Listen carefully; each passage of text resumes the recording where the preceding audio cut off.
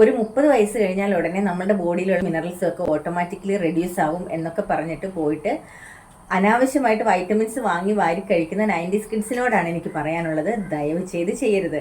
Vitamin A, D, E, K അതുപോലെ fat soluble ആയിട്ടുള്ള ഈ വൈറ്റമിൻസ് 4 നമ്മുടെ ബോഡിയിൽ സ്റ്റോർ ആവും. അത് ടോക്സിക് ആണ്.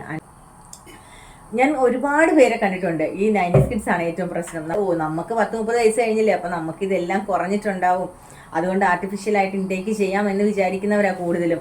അങ്ങനെയുള്ളവർ അതിൻ്റെതായിട്ടുള്ള സിംറ്റംസ് കാണുമ്പോൾ, ഓർമ്മക്കുറവോ സ്കിന്നിൽ ഇഷ്യൂസോ അല്ലെങ്കിൽ ഫാറ്റിക് എന്തെങ്കിലും അങ്ങനെയുള്ള പ്രോബ്ലംസ് എല്ലാം കാണുന്ന ആൾക്കാർ ദയവ് ചെയ്ത് ഡോക്ടറെ കാണുക, ഈ സിംറ്റംസ് പറയുക.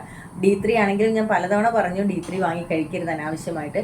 വൈറ്റമിൻ D3 ഇവാലുവേഷൻ ഉണ്ട്, അത് ചെയ്ത് നോക്കിയതിന് ശേഷം കുറവാണെങ്കിൽ മാത്രം D3 കഴിക്കുക. ഇത്തരം യൂസ്ഫുൾ ഇൻഫർമേഷൻസിന് വേണ്ടിയിട്ട് എൻ്റെ ചാനൽ ഒന്ന് സബ്സ്ക്രൈബ് ചെയ്യുക. അപ്പോൾ വേറൊന്നുമില്ല. Thanks for watching. Bye from Asha.